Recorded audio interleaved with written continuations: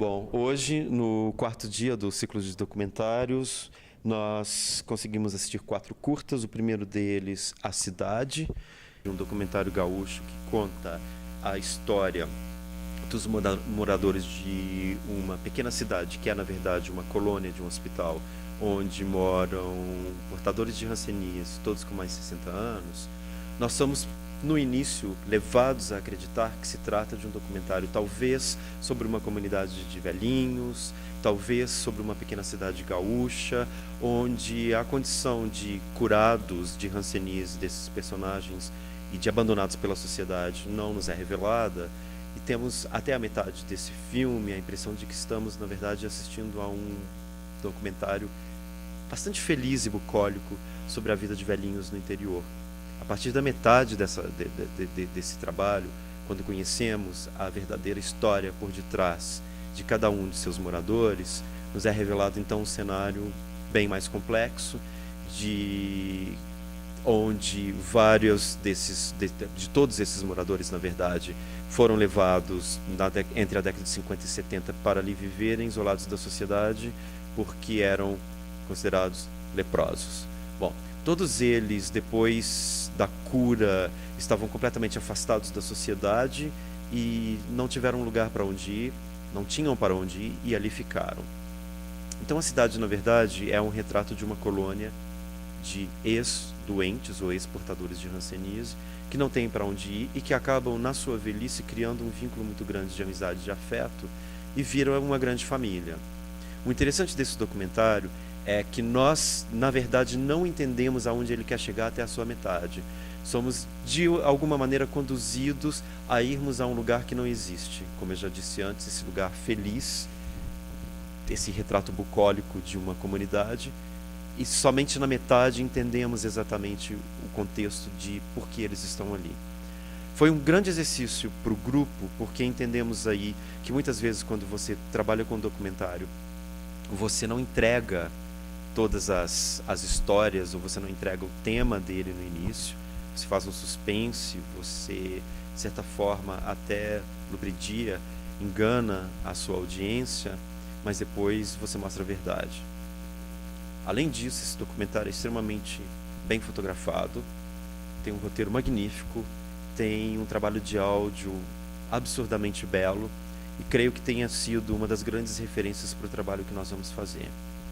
O segundo documentário, Samba de Quadra, é sobre samba caipira, que é uma modalidade musical, um tipo de música que está morrendo no interior de São Paulo. Esse documentário se passa na cidade de Quadra e basicamente é uma viagem bastante nostálgica ao passado, onde os documentaristas se encontram com aqueles antigos músicos, são trabalhadores rurais, na verdade, que moram em fazendas isoladas, mas que há 40 anos atrás promoviam festas nas fazendas e em suas comunidades e cantavam aí uma moda que se chamava, na verdade, um samba de caipira, que era uma junção de samba com vários ritmos, não só da música caipira brasileira, mas também com fortes tradições africanas.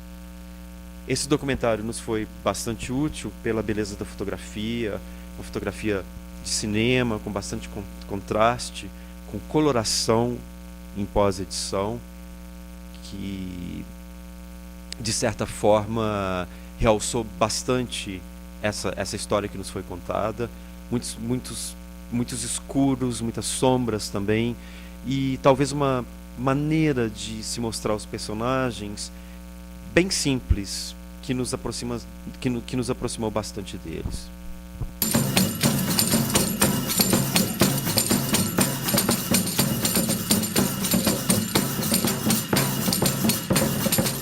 A samba caipira é uma coisa que nasceu, nem nós sabe explicar, né? O terceiro documentário de hoje, Menino Aranha, conta a história de Tiago, um garoto que aos 6 anos começou a escalar prédios no Recife para roubar. Escalava prédios de até 30 andares, à noite, escondido, logicamente, e entrava dentro dos apartamentos para roubar pequenas coisas e transformou-se no terror da cidade. É uma história muito triste, porque o garoto morreu com 14 anos de idade, algo assim, e nós somos levados a conhecer um pouco a história dele através de vozes de pessoas que o conheceram,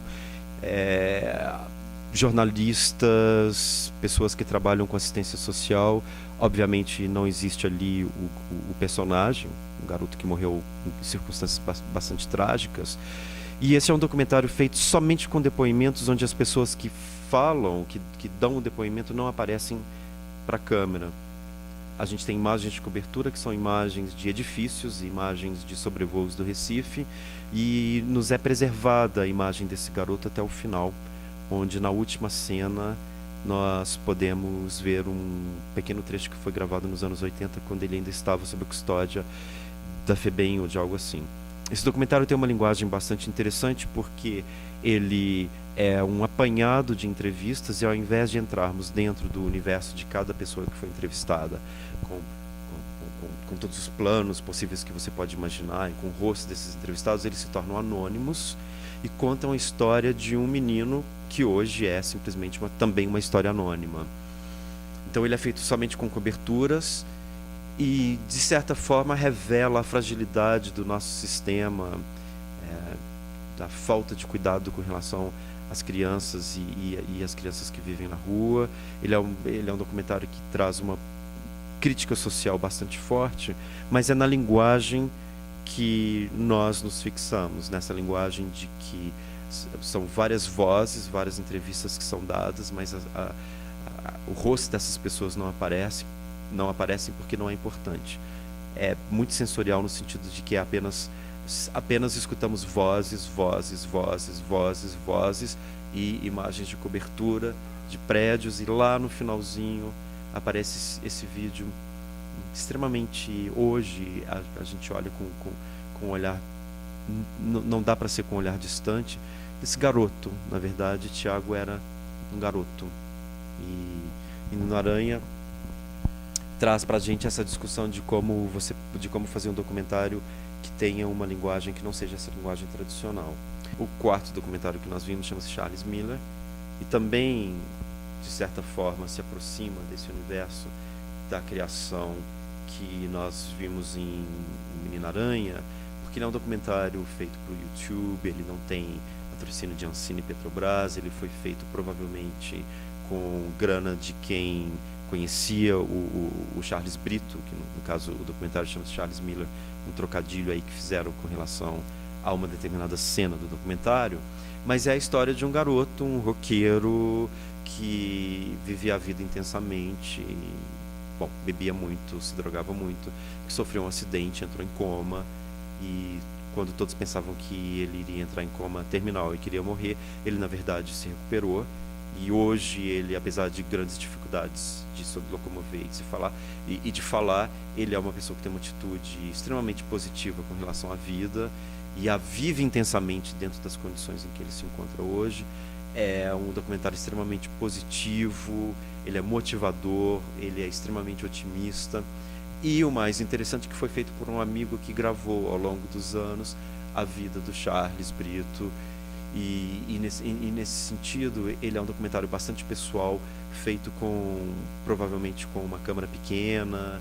Ele não tem uma estrutura de grande documentário, mas ele é um grande documentário porque ele tem uma história incrível para ser contada. E acho que a grande discussão que nós tivemos em cima deste, que foi o último documentário que nós analisamos, é o tanto que às vezes as questões técnicas não são tão importantes se a história é boa.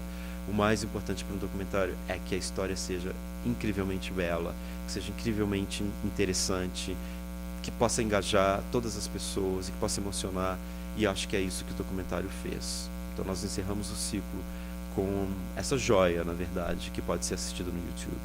Bom, eu vim por um interesse inicial de saber como se produz um vídeo, como se faz um documentário, por interesses que eu tenho na minha profissão de documentar algumas coisas que acontecem, né? E foi uma surpresa muito grande para mim, porque eu achei que era simples, era simplesmente colher um monte de entrevista, filmar as entrevistas e conversar com as pessoas, e eu vi que a gente tem um universo imenso de linguagens, de fotografia, de áudio, de um monte de coisa que a gente tem que pensar e que quando a gente não conhece, né, a gente não pensa.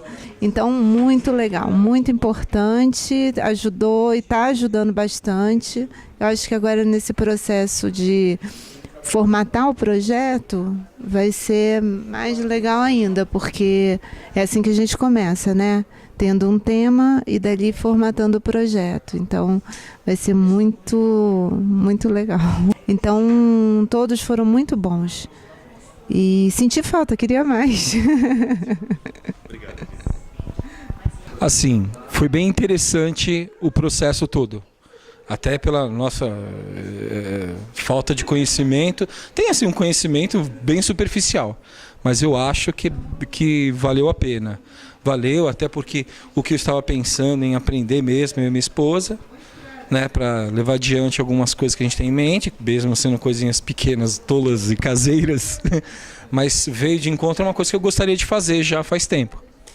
Então, todo o contexto, o aprendizado que foi passado, as informações necessárias, o tipo de visão com que você aprecia tudo isso e aprende cada vez mais. Eu gostei bastante, eu acho que estamos aí também trabalhando com o grupo aqui. Tá perfeito, parabéns. As dúvidas que surgem durante, é muito legal de assistir o documentário em grupo, os documentários em grupo, porque no final rola uma discussão sobre, né? As dúvidas vão se complementando com o que a gente acha, e o que a gente acha, e no final não é o que a gente acha.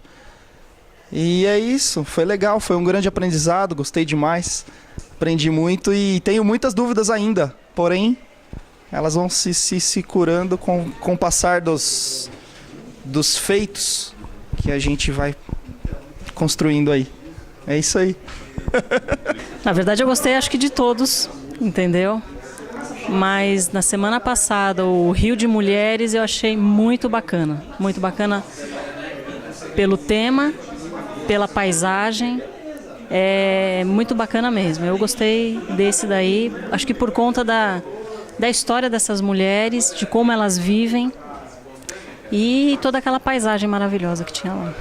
Seria que no começo como uma brincadeira, né, ali, e de repente a Rita convidou para virmos aqui participar e de repente já aumentou aí o interesse em estar fazendo, entendeu, documentário e é bem bacana mesmo. Eu curti bastante estar aqui com você, entendeu, e com o pessoal todo aqui. Eu gostei.